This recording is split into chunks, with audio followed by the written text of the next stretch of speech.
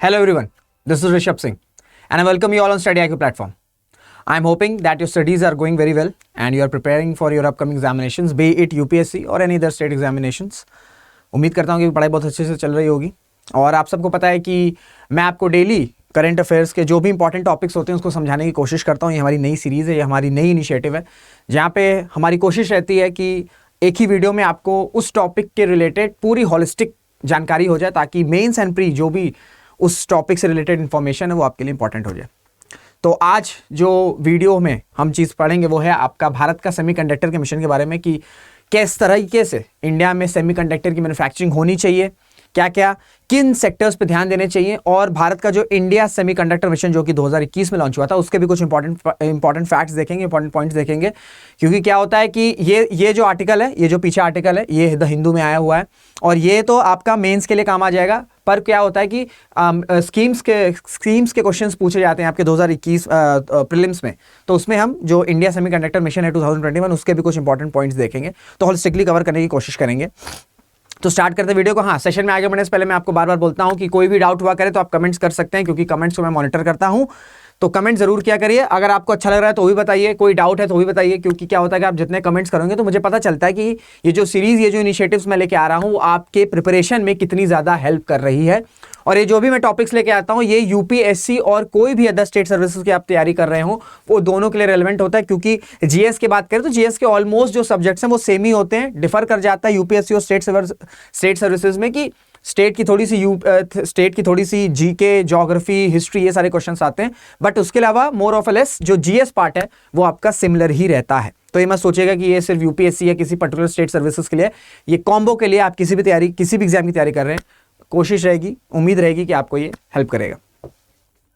तो अगर हम बात करें जब सेमीकंडक्टर की बात कब से होना स्टार्ट हुई है, सेमीकंडक्टर की बात होना स्टार्ट हुई है आपका जब पैंडेमिक हुआ। पैंडेमिक यानी कि जब कोविड-19 स्टक डाउन किया 2020 में और जब लॉकडाउन लगा जब लगा और सारी चीज़ें जब स्टैंड स्टिल हो गई और सप्लाई चेन जो डिसरप्ट हो गया, तो सबसे ज़्यादा इंपॉर्टेंट चीज़ जो इंपॉर्टेंट सेक्टर था, हालांकि सारे ही सेक्टर जो है वो डिसरप्ट हुए थे, चाहे वो टूरिज्म का सेक्टर हो जाए, चाहे वो हेल्थ सेक्टर हो जाए, कोई भी सेक्टर हो जाए, सारे सेक्टर्स पे इंपैक्ट पड़ा था कोविड का। पर एक जो सेक्टर है जो कि आपका चिप सेक्टर यानी कि जो सेमीकंडक्टर सेक्टर है उस पर बहुत ज़्यादा इंपैक्ट पड़ा था। क्योंकि क्या होता है कि उससे पहले बहुत ज़्यादा, यानी कि पैंडेमिक से पहले, जब पैंडेमिक नहीं आया था यानी कि जब कोविड-19 नहीं आया था, तो उससे पहले आपने नहीं ज़्यादा सुना होगा कि सेमीकंडक्टर पे इतनी ज़्यादा चर्चाएं हो रही हैं, क्योंकि उस वक्त इतना ध्यान नहीं रहता था, सारी सप्लाई जो रहती थी वो स्मूथ रहती थी और सब कुछ अपने जो काम है वो हो रहे थे। पर जब कोविड के बाद जब लॉकडाउन लगा और सप्लाई चेन डिसरप्ट हुआ, तब ये गौर किया गया कि जो सेमीकंडक्टर की सप्लाई है वो ज्यादातर दो ही कंट्रीज से आ रही है। एक होगी आपका चाइना हो गई, एक हो गया आपका ताइवान। पहले ताइवान नंबर 1 पे था पर अब चाइना ने रिप्लेस कर दिया है, सो अब सबसे ज्यादा जो फैब्रिकेशन है वो आपका चाइना से होता है। तो इस वजह से क्या हुआ कि ये जो सेक्टर था, जो चिप सेक्टर था, वो काफी ज्यादा इस पे इंपैक्ट पड़ा। आपने देखा होगा कि अगर 2020 या 2021 के टाइम पे अगर आप कोई कार बुक कराने जाते थे तो वेटिंग पीरियड आपका 6 से 7 महीना, इवन एक साल रहते थे। क्यों? ऐसा नहीं कि बहुत ज़्यादा डिमांड आ गई थी, डिमांड नहीं आ गई थी, डिमांड नॉर्मल थी, हालांकि डिमांड कुछ बड़ी होगी, पर सबसे बड़ी प्रॉब्लम आ गई थी कि सप्लाई चेन पूरी तरीके से डिसरप्ट हो गया था। सप्लाई चेन पूरी तरीके से डिसरप्ट हो गया था। इस वजह से जो चिप्स हैं वो अवेलेबल नहीं होते थे और जब अवेलेबल नहीं होंगे तो जो डिमांड है वो उसको फुलफिल नहीं कर पाती थी सप्लाई। इस वजह से आपने देखा होगा कि वेटिंग पीरियड कार्स का बहुत ज़्यादा बढ़ गया था। और अगर हम सेमीकंडक्टर की बात करें तो ये एक ऐसी चिप है जो हर एक जगह, आप कोई भी इलेक्ट्रॉनिक डिवाइस यूज कर रहे हो उसमें सेमीकंडक्टर का एक इंपॉर्टेंट रोल होता है। चाहे वो टीवी हो, चाहे वो आपका फोन हो, चाहे वो आपका लैपटॉप हो, चाहे वो आपके कंप्यूटर्स हो, इवन जो टीवी के रिमोट्स होते हैं उसमें भी सेमीकंडक्टर की चिप की यूटिलाइजेशन इंपॉर्टेंट रोल होता है। तो एक ये ऐसा सेक्टर है जिससे पूरा जो टेक्नोलॉजी डिपार्टमेंट है वो कहीं ना कहीं स्टैंड स्टिल हो सकता है। और जैसे जैसे समय आगे बढ़ रहा है, टेक्नोलॉजी का समय आ रहा है, तो उसी वजह से जो सेमीकंडक्टर की नीड है वो आने वाले समय बढ़ती चली जाएगी। तो जब कोविड लॉकडाउन खुला तब सारे देश में चर्चा होने लगी, इंडिया में भी और ग्लोबली भी, कि हमें जो सेमीकंडक्टर की सप्लाई है इसे बाइफरकेट करना पड़ेगा, इसे डाइवर्सिफाई करना पड़ेगा। यानी कि अभी क्या हो रहा है, अभी सिर्फ आपका मेजर आपका चाइना से सप्लाई आ रहा है, चाइना से जो है इक्विपमेंट्स आ रहे हैं। अब क्या करना होगा, अब हमें ये जो सप्लाई है इसे डाइवर्सिफाई करना होगा, ताकि कल को अगर ऐसा कोई फ्यूचर में पैंडेमिक आता है तो ऐसा ना हो कि एक ही देश के भरोसे बैठे हुए हैं। डाइवर्सिफिकेशन होनी चाहिए और साथ ही साथ फोकस ये भी गया कि खुद भी हमारे यहां भी डेवलप होना चाहिए सेमीकंडक्टर्स। अब वो चाहे इंडिया की बात करें, चाहे ग्लोबली जितने भी इंपॉर्टेंट देश हैं, वो भी सेमीकंडक्टर की मैन्युफैक्चरिंग पे काम कर रहे हैं। तो इस आर्टिकल में क्या कहा गया है, पहले तो ये समझिए कि अभी ये न्यूज में क्यों है। अभी ये न्यूज में इस वजह से है क्योंकि इंडिया और यूएसए ने एक मेमोरेंडम ऑफ अंडरस्टैंडिंग साइन किया है, और इस मेमोरेंडम में ये है कि जो डोमेस्टिक सब्सिडीज दी जाती है, ठीक है, चाहे यूएस की तरफ से हो चाहे इंडिया की तरफ से हो, वो जो डोमेस्टिक सब्सिडीज दी जाती है वो कहीं भी सेमीकंडक्टर की राह में कोई हर्डल प्रोवाइड नहीं करेगी। क्योंकि क्या होता है, अगर आप सब्सिडीज प्रोवाइड करोगे तो डोमेस्टिक मैन्युफैक्चरिंग हार्म होगी, क्योंकि अगर सब्सिडीज आ रही तो ऑब्वियसली बात है वो पर्टिकुलर देश की कंपनी के जो प्रोडक्ट्स होंगे वो सस्ते पड़ेंगे, और इसी वजह से डोमेस्टिक मैन्युफैक्चरिंग हार्म होती है। तो ये मेमोरेंडम ऑफ अंडरस्टैंडिंग साइन हुआ है इंडिया और यूएस में कि जो सब्सिडीज है, जो सब्सिडीज दी जाती है, जो सब्सिडीज प्रोवाइड की जाती है, चाहे वो यूएस की बात कर लें चाहे इंडिया की बात कर लें, वो सब्सिडीज का इंपैक्ट सेमीकंडक्टर की मैन्युफैक्चरिंग में नहीं पड़ना चाहिए। और ये यूएस से क्यों किया जा रहा है, क्योंकि देखिए अगर आपको सेमीकंडक्टर की मैन्युफैक्चरिंग करनी है, ठीक है, अगर आपको सेमीकंडक्टर की मैन्युफैक्चरिंग करनी है तो सबसे इंपॉर्टेंट चीज है कि ये सेक्टर में पैसा बहुत लगेगा, ठीक है, आपको बहुत ज्यादा पैसा लगाना होगा, कैपिटल, ठीक है, बहुत कैपिटल डिमांडिंग सेक्टर है ये। फिर सेकंड चीज क्या है, सेकंड चीज एक्सपर्टीज। आपने चलो पैसा लगा भी दिया, पर अगर आपके पास एक्सपर्टीज नहीं है, एक्सपर्ट लोग नहीं हैं, तो भी कहीं ना कहीं ये जो सेक्टर है, जो मैन्युफैक्चरिंग है, जो ड्रीम है भारत का कि सेमीकंडक्टर्स मैन्युफैक्चरर्स हों भारत में, इसमें कहीं ना कहीं हर्डल हो सकता है। तो सबसे इंपॉर्टेंट चीज है कि पैसा बहुत ज्यादा लगेगा, पैसा तो चाहिए ही चाहिए, साथ ही साथ एक्सपर्टीज भी चाहिए। इसी वजह से इंडिया ने बहुत टाइम से ट्राई किया हुआ है कि इंटेल से एक एक्सपर्ट, ठीक है, एक एक्सपर्ट एग्रीमेंट हो जाए जिससे जो इंटेल की एक्सपर्टीज है, क्योंकि अगर आप सेमीकंडक्टर की बात करोगे तो सबसे पहले नाम किसका आएगा, सबसे पहले कंपनी का नाम आएगा, वो है आपका इंटेल। तो इंडिया बहुत सालों से ट्राई कर रहा है कि एक एग्रीमेंट हो जाए इंटेल के साथ, ताकि इंटेल की जो एक्सपर्टीज है वो अपनी एक्सपर्टीज ट्रांसफर करें, ताकि इंडिया में पैसे के साथ साथ एक्सपर्टीज भी आए, ताकि फिर ये जो सेमीकंडक्टर की मैन्युफैक्चरिंग है वो पूरी तरीके से इंडिया में हो सके। पर इंडिया जिस तरीके से इंटरेस्टेड है इंटेल की एक्सपर्टीज के ट्रांसफर के लिए, वो उसी वे में इंटेल इंटरेस्टेड नहीं है, क्योंकि क्या है कि इंटेल को पता है कि भाई इस समय और आने वाले समय में सेमीकंडक्टर की डिमांड्स बढ़ने वाली है, तो इंटेल किसी भी कंट्री में अपने प्लांट्स को सेटअप कर सकता है। इसी वजह से जितना इंटरेस्ट इंडिया को है कि इंटेल या इंटेल की एक्सपर्टीज हमें मिले, वो सेम इंटरेस्ट आपका इंटेल में नहीं है।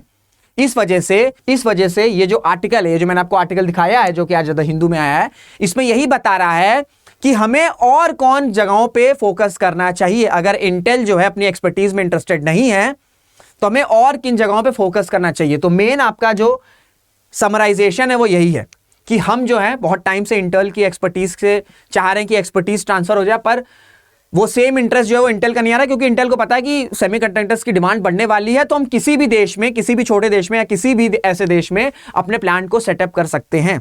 अब देखिए एक चीज और, एक इंफॉर्मेशन और मैं आपको बताऊंगा कि ऐसा नहीं कि भारत में कोई भी सेमीकंडक्टर लैब नहीं है।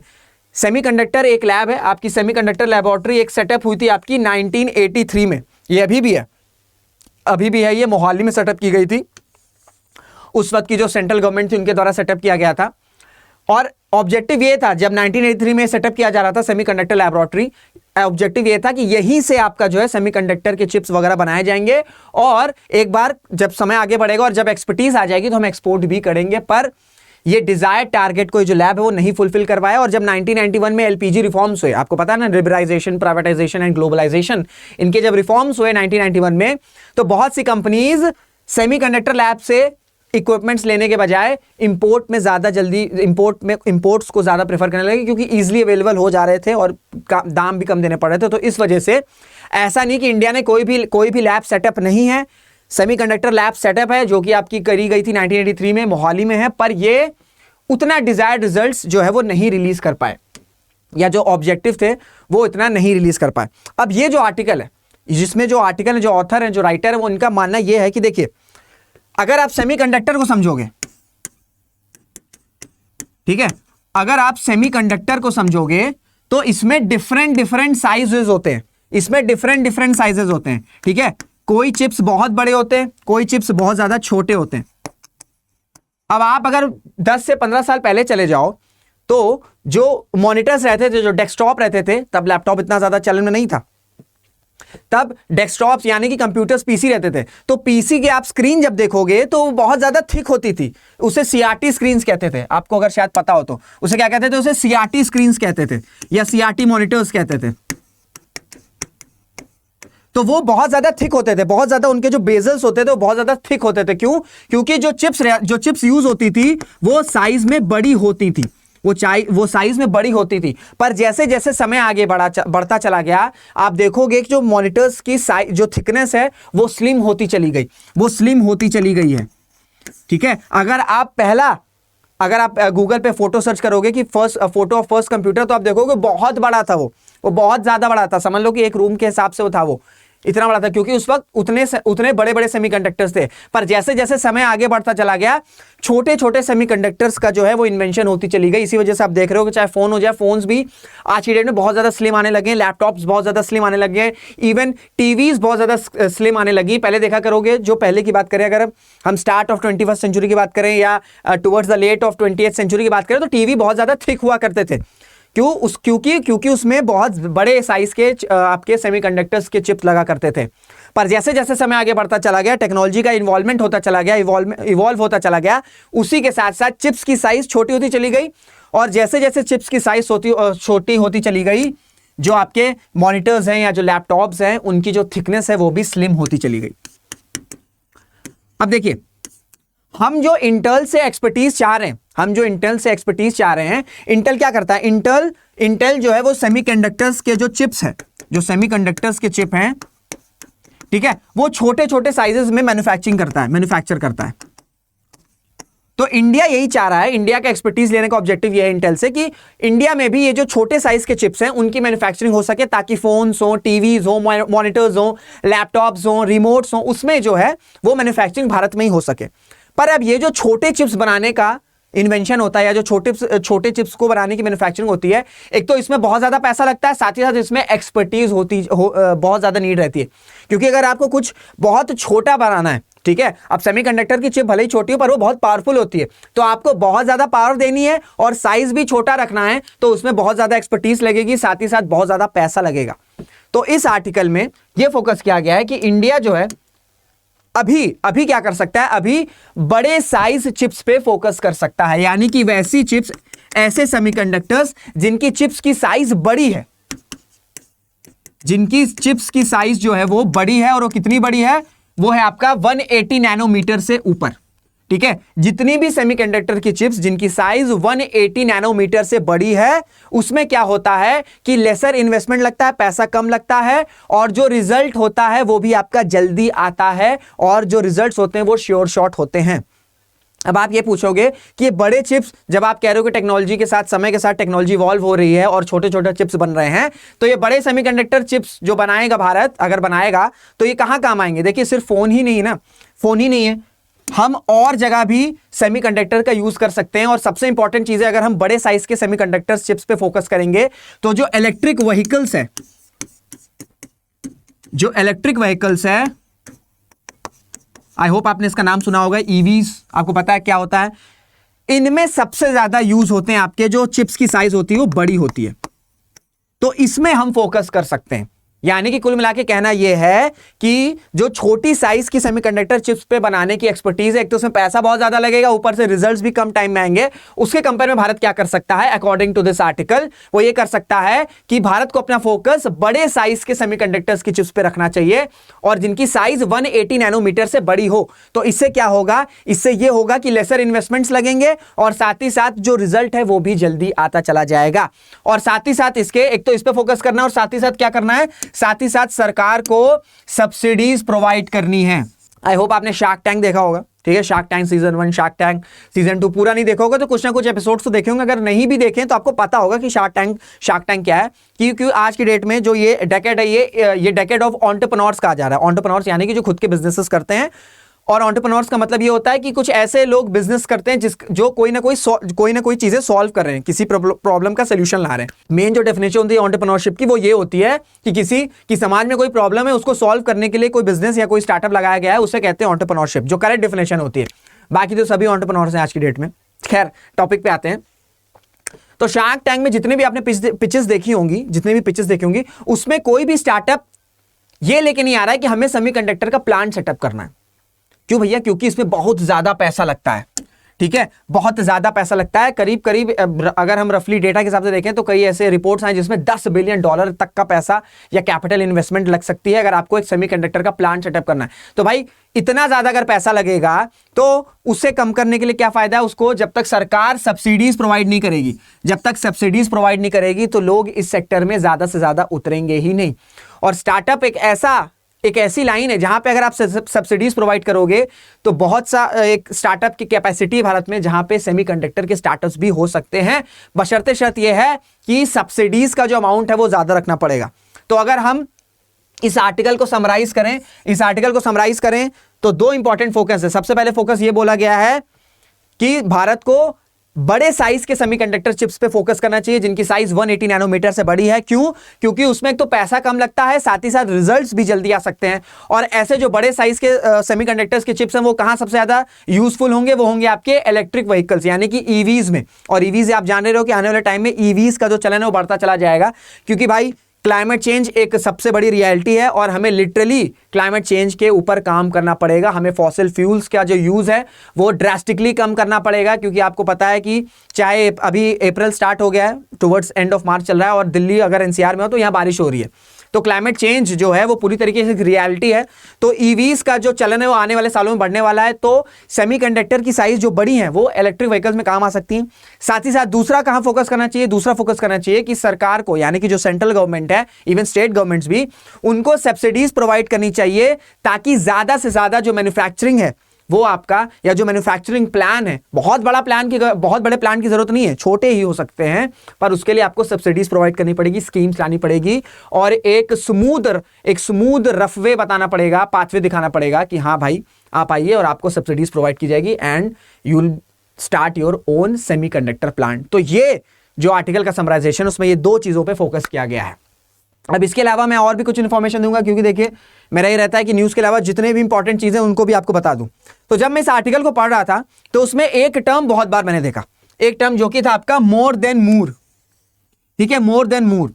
अब ये समझो ये क्या होता है, पहले तो जानो मूर्स लॉ क्या है। अगर हम इंटेल के फाउंडर की बात करें तो उनका नाम था मूर, यानी कि गॉर्डन मूर, वो थे आपके इंटेल के फाउंडर।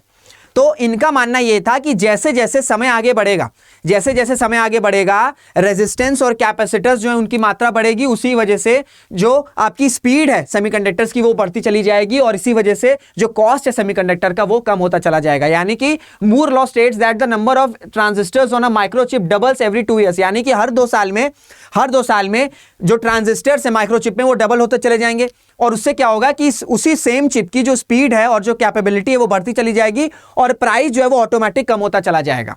तो यह है आपका मूर्स लॉ। और मोर देन मूर्स लॉ क्या होता है? देखिए मोर देन मूर क्या होता है, इन्होंने जो कहा था ना, इंटेल के जो फाउंडर्स थे, इन्होंने बेसिकली ये जो चीज कही ना कि the number of transistors on a microchip doubles every 2 years, ये बेसिकली कहा था आपका लैपटॉप्स और मॉनिटर्स के लिए, लैपटॉप्स और पीसीज के लिए। पर जैसे जैसे समय आगे बढ़ रहा है सेमीकंडक्टर का जो यूज है, सेमीकंडक्टर के जो फंक्शंस हैं वो डिफरेंट सेक्टर्स, डिफरेंट टेक्नोलॉजीज में भी हो रहे हैं और बहुत ही बड़े लेवल पे हो रहे हैं। तो इसी वजह से ये टर्म कॉइन किया गया है कि मोर देन मूर, यानी कि this refers to trends in the semiconductor industry to focus on developing new technologies beyond traditional Moore's law. यानी कि इसका कहने का मतलब यह है, मोर देन मूर कहने का मतलब यह है कि हमें डिफरेंट सेमीकंडक्टर की टेक्नोलॉजीज पे फोकस करना चाहिए। और जो मूर्स लॉ है जिन्होंने कहा है कि सिर्फ जो सेमीकंडक्टर है वो आपका लैपटॉप्स और फोन्स में यूज कर सकते हैं, उसके बियॉन्ड भी नए टेक्नोलॉजीज पे काम करना पड़ेगा जहां पे सेमीकंडक्टर यूटिलाइजेशन हो सकता है। तो इस आर्टिकल में मोर देन मूर भी कई बार रेफर किया गया है। ये क्यों रेफर किया गया है? क्योंकि ट्रेडिशनल जो सेमीकंडक्टर की साइज है वो स्मॉल होती है, जिसमें आपके लैपटॉप्स और मॉनिटर्स में यूज सकते हैं, पर हम जो है नई टेक्नोलॉजीज पे फोकस करेंगे और बड़े सेमीकंडक्टर्स की जो साइज है, जो चिप है, उन पे फोकस करेंगे, उससे क्या होगा कि हम ईवीज पे फोकस कर सकते हैं। तो ये टर्म्स इंपॉर्टेंट है। मूर्स लॉ आपसे स्ट्रेट अवे प्रीलिम्स में पूछा जा सकता है। मोर देन मूर क्या होता है वो आपसे पूछा जा सकता है, क्योंकि इस तरह के क्वेश्चंस आते हैं। इस आर्टिकल में बात करूं तो इसमें सिर्फ इस फ्रेज को यूज किया और कई बार यूज किया, पर इसको समझाया नहीं था। तो मैंने सोचा कि आपको क्लियरिटी इसको समझा दूं क्या है, क्योंकि इस तरह के क्वेश्चंस आपके प्रीलिम्स में आ सकते हैं। और सेमीकंडक्टर तो एक ऐसा टर्म है जो आपके आने वाले टाइम में अभी भी है, आने वाले टाइम में भी रहेगा, और इसका जो वैल्यू है वो बढ़ती ही चली जाएगी। तो मूर्स लॉ और जो मोर देन मूर है, ये उम्मीद करता हूं आपको समझ में आ गया होगा। अब जल्दी से बात कर लेंगे कि भारत का सेमीकंडक्टर का मिशन क्या है। देखिए, भारत का जो सेमीकंडक्टर मिशन वो कब लॉन्च हुआ था? वो 2021 में लॉन्च हुआ था। 2021 में लॉन्च हुआ था, और कितने बजट से हुआ था? 76,000 करोड़, 76,000 करोड़ जो है वो आपका इस जो मिशन है आपका इंडिया सेमीकंडक्टर मिशन, इसके लिए आपका अलग रखा गया। और ये किसके अंडर आता है, किस मिनिस्ट्री के अंडर आता है? ये आता है आपका ministry of electronics and IT. तो ये जो टर्म्स है इसको ध्यान रखिएगा, इस तरह स्ट्रेट अवे क्वेश्चंस पूछा जा सकता है। ये नंबर को ध्यान रख लेना। क्या क्या चीजों पे फोकस है? सबसे इंपॉर्टेंट चीज तो ये है कि एक कॉम्प्रिहेंसिव प्रोग्राम रहेगा जहां पे सस्टेनेबल सेमीकंडक्टर को बनाने की जरूरत है, क्योंकि देखिए सेमीकंडक्टर की मैन्युफैक्चरिंग होगी, बहुत अच्छी बात है, पर वो सस्टेनेबल होनी चाहिए। ठीक है, सस्टेनेबल होनी चाहिए और इजी, और एक डेवलप करना चाहिए इकोसिस्टम जहां पे ये सारी चीजें हो सकती हैं। साथ ही साथ इसमें आपका सब्सिडीज का भी मेंशन किया गया, क्योंकि देखिए मैंने आपको बताया है कि किसी भी स्टार्टअप में अगर सेमीकंडक्टर के स्टार्टअप को या मैन्युफैक्चरिंग को ग्रो करना है तो सब्सिडीज एक इंपॉर्टेंट चीज है। और सब्सिडीज ऐसा नहीं कि सिर्फ सेंट्रल गवर्नमेंट ही प्रोवाइड कर रही है, आपके डिफरेंट स्टेट गवर्नमेंट्स भी प्रोवाइड कर सकते हैं। सपोज करिए मुझे अगर एक फैब्रिकेशन लैब सेटअप करनी है और मेरे पास इतने पैसे नहीं है, पर मेरे पास एक प्रॉपर ब्लूप्रिंट है, मेरे पास पोटेंशियल है, मेरे पास लेबर है, तो अगर मैं सरकार के पास जाऊं, उनको आइडिया पिच करूं, तो अगर सरकार मुझे सब्सिडीज देगी तो मैं इजिली अपने फैब्रिकेशन प्लांट को सेटअप कर सकता हूं। तो ये जो इंडिया सेमीकंडक्टर मिशन है, ये इसी तर्ज पे किया गया है कि एक तो 76,000 करोड़ अलग से रखे गए हैं, और साथ ही साथ ऑब्जेक्टिव ये है कि सेमीकंडक्टर की मैन्युफैक्चरिंग भारत में हो। और साथ ही साथ वो कैसे होगी? जब सब्सिडीज प्रोवाइड की जाएगी ज्यादा से ज्यादा डिस्प्लेस पे, ज्यादा से ज्यादा फैब्रिकेशन लैब्स पे। जब तक आपकी सब्सिडीज प्रोवाइड नहीं होगी, ये जो सेमीकंडक्टर कोई मैन्युफैक्चरिंग बनाने का जो सपना है भारत का, वो कहीं ना कहीं अभी दूर ही रहेगा। और साथ ही साथ इसके अंदर ये भी मेंशन है, इस प्रोग्राम के अंदर ये भी मेंशन है कि हम डोमेस्टिक मैन्युफैक्चरिंग करेंगे। साथ ही साथ जब डोमेस्टिक मैन्युफैक्चरिंग में एक्सपर्टीज आ जाएगी तो हम अपने यहां से एक्सपोर्ट्स भी करेंगे, क्योंकि क्या है ना भाई कि अगर हम सेमीकंडक्टर की बात कर लें, सेमीकंडक्टर आने वाले समय में एक बहुत बड़ा एक्सपोर्ट एरिया है जिसका पोटेंशियल भारत को यूटिलाइज करना है। क्योंकि अभी सभी देश जो हैं वो चाइना के अलावा अपनी जो सप्लाई चेन है उसे डाइवर्सिफाई करना चाह रहे हैं, क्योंकि चाइना को सबको पता है कि चाइना से अगर पैसा लो तो भाई वो डेट ट्रैप डिप्लोमेसी उनका सब कुछ चलता है। तो इस वजह से कई सारे जो देश हैं, स्पेशली छोटे छोटे देश जो हैं, वो अपनी सप्लाई चेन को डाइवर्सिफाई करना चाह रहे हैं। तो इस वक्त एक बहुत अच्छा मौका है भारत के पास कि अपनी डोमेस्टिक मैन्युफैक्चरिंग पे काम करे, साथ ही साथ डोमेस्टिक मैन्युफैक्चरिंग में एक्सपर्टीज के बाद एक्सपोर्ट पे भी टारगेट किया जा सके, क्योंकि एक ये ऐसा सेक्टर है, एक ऐसा पोटेंशियल सेक्टर है जिससे बहुत ज्यादा रेवेन्यू जो है वो भारत को मिल सकता है। तो ये था पूरा सेमीकंडक्टर का मिशन कि मैंने क्या क्या बताया, किस चीज पे फोकस करना चाहिए, और उसके बियॉन्ड मैंने आपको बताया मूर्स लॉ क्या होता है, मोर देन मूर टर्म का क्या मतलब होता है, और भारत का जो सेमीकंडक्टर का मिशन है उसमें क्या क्या इंपॉर्टेंट पॉइंट हैं। अगर कोई भी डाउट रह गया होगा, डाउट कर आप कमेंट कर सकते हो। मैंने कोशिश करी है कि बिल्कुल सिंप्लीफाई वे में, बिल्कुल ही आसान भाषा में आपको समझा सकूं। तब भी कोई डाउट रह गया होगा तो आप कमेंट्स में अपने जो डाउट है वो पूछ सकते हैं। और सेशन को करने से पहले एक इन्फॉर्मेशन दूंगा आपको कि अगर आपको सीरियसली एक बार तैयारी करनी है यूपीएससी और स्टेट पीएससी की, तो आप स्टडी IQ में एनरोल कर सकते हो। और गलती से ये प्राइस मत पे कर देना, आपको सिर्फ क्या करना है, आपको मेरा कोड अप्लाई करना है। कोड है आपका RS Live। जैसे ही आप मेरा कोड अप्लाई करोगे, जो आपका कॉम्बो कोर्स है वो आपका पड़ जाएगा 21,999 में, दैट्स इट। पर आपको अप्लाई करना है मेरा कोड है आपका RS Live। तो ये छोटी सी इन्फॉर्मेशन देनी थी। मुलाकात करेंगे आपसे अगले वीडियो में, तब तक अपना ध्यान रखिएगा, मेहनत करते रहिएगा, खुश रहेगा। जय हिंद, जय भारत।